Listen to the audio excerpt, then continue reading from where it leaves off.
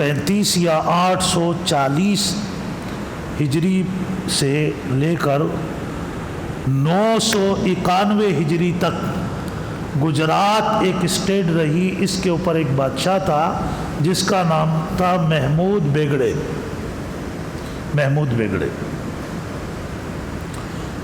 26واں روزہ تھا. رات کو قرآن پاک ختم ہوا. اس تقریب میں بادشاہ بھی موجود تھا. ایک بزرگ نے اس میں بیان کیا اور بیان میں یہ بات کہی کہ جس خاندان کے اندر ایک بھی قرآن پاک کا حافظ ہوگا تو قیامت کے دن جہاں سورج بالکل قریب ہوگا اور زمین مٹی کی نہیں تانبے کی ہوگی، اس تپش کے اندر اور اتنی تکلیف میں اس پورے خاندان کو ایک حافظ کی وجہ سے اللہ پاک نور کا ایک خیمہ لگا دیں گے، جس کو ترپال بولتے ہیں نا، ترپال لگا دیں گے. اس ترپال کے اندر کوئی سورج کی تپش اور حرارت نہیں ہوگی، بلکہ وہاں ہر قسم کا سکون ہوگا اور اس کا پورا خاندان وہاں ہوگا.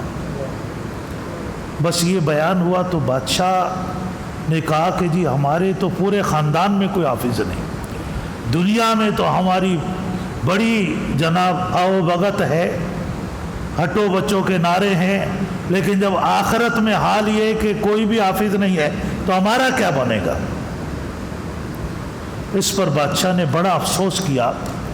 بادشاہ کا ایک بیٹا تھا جس کا نام تھا خلیل خان. وہ اپنے باپ کی یہ بہتے ہوئے آنسو دیکھ کر دوسرے دن ہی وہ اپنے علاقے سے دور کسی علاقے میں چلا گیا اور وہاں جا کر اس نے قرآن پاک حفظ کرنا شروع کر دیا.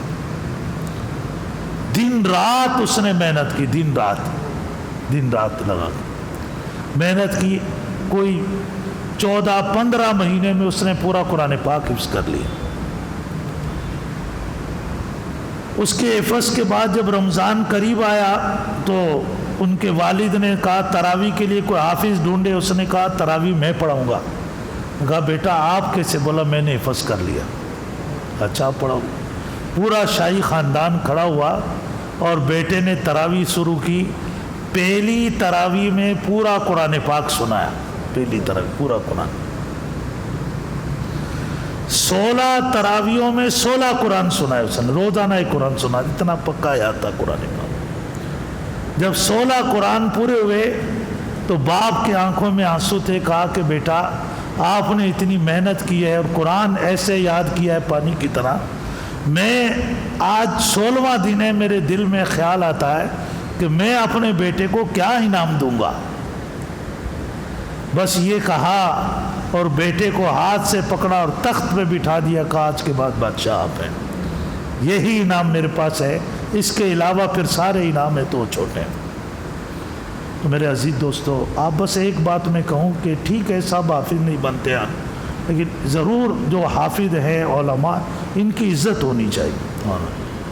ان کی عزت کی وجہ سے بھی بہت سے لوگ جنت کے اندر جائیں. یہ شیطان ہے کہ ان کی کمزوریاں، ٹھیک ہے ہمیں اس میں کوئی انکار نہیں ہے کہ انسان ہونے کے ناطے حفاظ میں علماء میں آج بڑی کمزوریاں ہیں، لیکن شیطان ہمیں فوکس کمزوری کی طرف کرتا ہے.